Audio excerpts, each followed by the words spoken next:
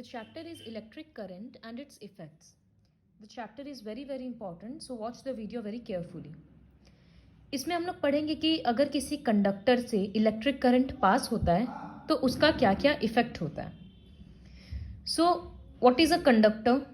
Anything that allows electricity to pass through it is called conductor. और ये भी हम लोगों को पता है कि इलेक्ट्रिक एनर्जी को हम लोग दूसरे फॉर्म में कन्वर्ट कर सकते हैं, because one form of energy can be converted into another form. जैसे इलेक्ट्रिक आयरन, तो ये किस काम में आता है? कपड़ा आयरन करने में. इसमें इलेक्ट्रिसिटी हम लोग प्रोवाइड करते हैं तो बदले में क्या मिलता है? Heat energy. हेयर ड्रायर से भी wind energy, heat energy. Electric fan से इलेक्ट्रिसिटी देते हैं and it gets converted into wind energy. In case of an electric bulb, the electricity gets changed into light energy and heat energy. We'll learn about electromagnet and electric bell in a while. So, we have established that one form of energy can be converted into another form. Now, we had also learned about some of the symbols used in electric circuit. जैसे circuit में cell के बदले ये shape use होता है.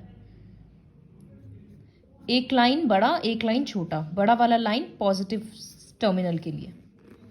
Battery मतलब combination of sales. तो positive सी उसको ऐसे देते हैं, एक पॉजिटिव फिर एक नेगेटिव, फिर positive negative positive negative, then यहां से कर देंगे end. So this is the positive one, this is the negative one. ध्यान रहना चाहिए, जैसे कॉम्बिनेशन ठीक होना चाहिए. देखो यहाँ पर 3 सेल समझ आ रहा है, ऑड नंबर में कंप्लीट नहीं होगा. कनेक्टिंग वायर्स को हम लोग सॉलिड लाइन से रिप्रेजेंट करते हैं. बल्ब और लैंप को इस साइन से, स्विच को इस तरह से. प्लग की मतलब इस तरह का होता है, you can Google it for better image. जब सर्किट वगैरह बनता है तो ये प्लग होता है कि इसको खोल दो तो सर्किट ओपन हो जाएगा, क्लोज कर दो तो सर्किट क्लोज हो जाएगा. तो ओपन और क्लोज का ये सिंबल है. एमीमीटर को इस तरह से रिप्रेजेंट किया जाता है. तो एक सर्किट में कितना करंट फ्लो हो रहा है वो एमीमीटर मेजर करता है. वोल्ट मीटर ये मेजर करता है कि कितना वोल्टेज है, तो उसका सिंबल ये है. इस तरह का इंस्ट्रूमेंट्स होता है. रेजिस्टेंस वायर इस तरह का होता है. तो रेजिस्टेंस वायर क्या होता है? ये अपने से इलेक्ट्रिसिटी को फ्लो होने नहीं देता है. इन सब के बारे में ग्रेजुअली चैप्टर में हम लोग पढ़ते जाएंगे.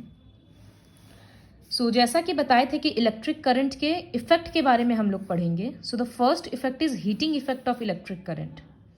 बहुत कॉमन ऑब्जर्वेशन है कि अगर हम लोग कोई भी गैजेट थोड़े ज़्यादा देर के लिए यूज़ करते हैं तो वो गर्म हो जाता है. क्यों? अगर फ़ोन बहुत ज़्यादा देर के लिए चार्ज करते हैं तो अडाप्टर गर्म हो जाता है, फ़ोन भी गर्म हो जाता है. तो दिस इज़ बिकॉज जब एक कंडक्टर से इलेक्ट्रिक करंट पास हो रहा है तो वो थोड़ा थोड़ा हीट एनर्जी में कन्वर्ट हो जाता है. So that is the heating effect of electric current. ये जूल बोलकर एक साइंटिस्ट डिस्कवर किया था. Joule did a number of experiments to find the factors which affect the amount of heat produced in a given coil. एक coil में या एक instrument में कितना हीट प्रोड्यूस हो रहा है वो किन सब चीज़ पे डिपेंड करता है. इसके लिए अलग अलग एक्सपेरिमेंट करना पड़ा था. तो एक्सपेरिमेंट्स के बाद समझ आया that there are 3 factors which affect the heating effect of electric current. But obvious factors है. जितना ज़्यादा करंट पास करेंगे उतना ज़्यादा हीट प्रोड्यूस होगा. जितना देर के लिए पास करेंगे उतना ज़्यादा हीट प्रोड्यूस होगा. Third factor, so the first 2 factors are the strength of current and next is the time for which electric current flows. The third one is the nature of the material and the length and thickness of a given wire. जो material से current pass हो रहा है वो कितना लंबा है और वो कितना थिक है. सपोज एक वायर 5 मीटर है और एक वायर 10 मीटर लंबा है, तो 10 मीटर वाले वायर में ज़्यादा हीट प्रोड्यूस होगा. So more the length more will be the heat produced. उसी तरह से जितना ज़्यादा थिकनेस होगा हीट प्रोड्यूस्ड उतना ज़्यादा कम होगा. तो उसी को nature and length of the end thickness of the material बोल दिया गया। नेचर भी होता है, अलग अलग मटेरियल्स अलग अलग तरह से हीट प्रोड्यूस करता है। So these are the factors which you have to learn on which heat produced in a given coil depends. Now this activity is very important. यहाँ पर नाइक्रोम वायर लिया गया है। नाइक्रोम इज एन अलॉय, तो उसका एक wire है 10 centimetre का, 2 नेल्स के बीच में इस तरह से उसको अटैच किया गया है। ये बाकी का कनेक्टिंग वायर है। Switch, this is a cell, और ये बल्ब है। तो स्विच ऑन करेंगे तो द बल्ब ग्लोज अप। यहाँ से इलेक्ट्रिसिटी पास हो रहा है, तो बल्ब से पास हो रहा है तो बल्ब ग्लो कर रहा है, और नाइक्रोम वायर से भी पास हो रहा है। The bulb glows up, the nichrome wire gets strongly heated up, but the connecting wires supplying current to the circuit are practically not heated up at all. तो क्या हो रहा है यहाँ पर कि जब बल्ब से क्रॉस किया तो बल्ब ग्लो किया। वही इलेक्ट्रिसिटी ये कॉपर के, सपोज ये वायर कॉपर का है, तो ये कॉपर वायर से भी पास कर रहा है,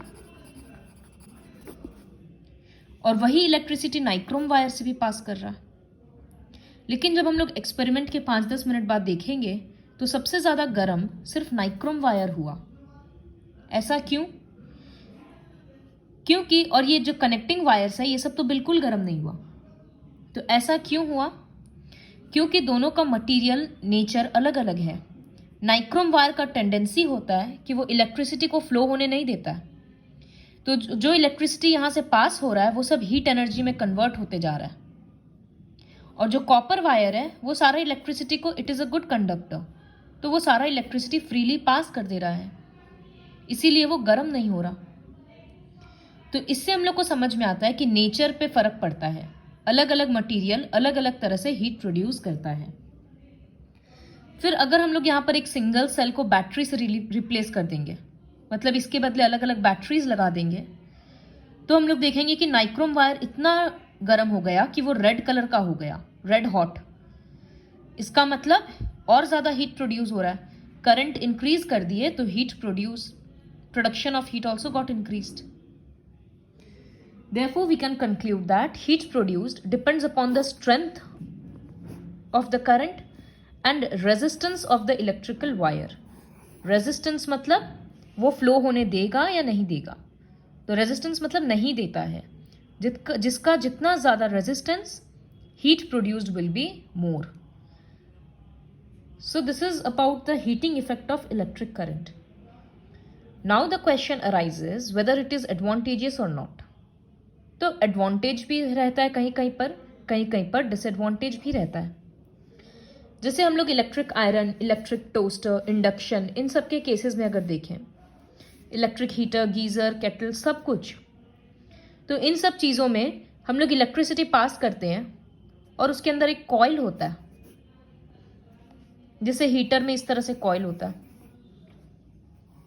तो ये कॉइल इसी मटेरियल का बना हुआ होता है, ताकि जो हीट पास हो रहा है, जो इलेक्ट्रिसिटी पास हो रहा है, वो ये वायर, ये जो मटेरियल है वो सबको हीट में कन्वर्ट कर दे रहा है, because it is an sort of an insulator.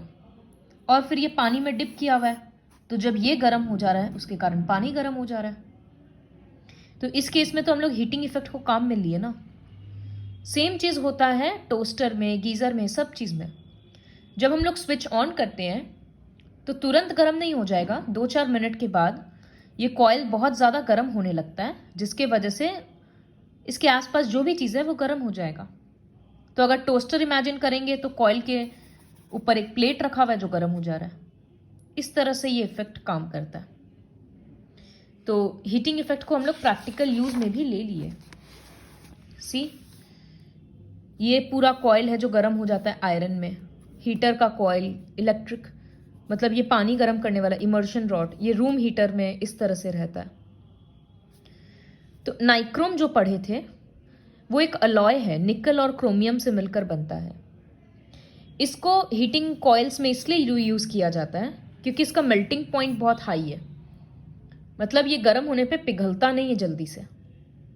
नहीं तो पता चलता पानी में तो हीटर ही पूरा मेल्ट हो गया, इतना हीट रहता है। इसका रेजिस्टिविटी बहुत हाई है, तो जिसके कारण हीट प्रोड्यूस्ड ज़्यादा रहता है। और सी, रेजिस्टिविटी एंड रेजिस्टेंस दोनों का काम एक ही है, लेकिन इसके बारे में हम लोग हायर क्लासेस में पढ़ेंगे, तो यहाँ पर ध्यान देना कि it has a high resistivity लिखना है। Third point is it can remain red hot for a long time without getting oxidised और बर्निंग आउट।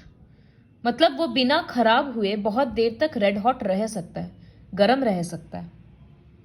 इसी वजह से सारे हीटिंग कॉइल्स में नाइक्रोम यूज किया जाता है। सो यहाँ पर एक हम लोग एडवांटेज पढ़े हीटिंग इफेक्ट का। इसके बाद का नेक्स्ट वीडियो में देखेंगे, because the chapter is quite tough, so I will teach very slowly. Watch the video twice and try to learn everything.